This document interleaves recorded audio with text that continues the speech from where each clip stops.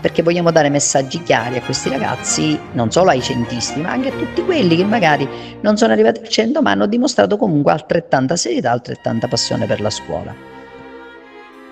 Questi risultati sono raggiungimento di obiettivi ben precisi e quindi sono il frutto di sacrifici, di impegno, anche di rinunce, e di modalità seria con cui affrontare la vita.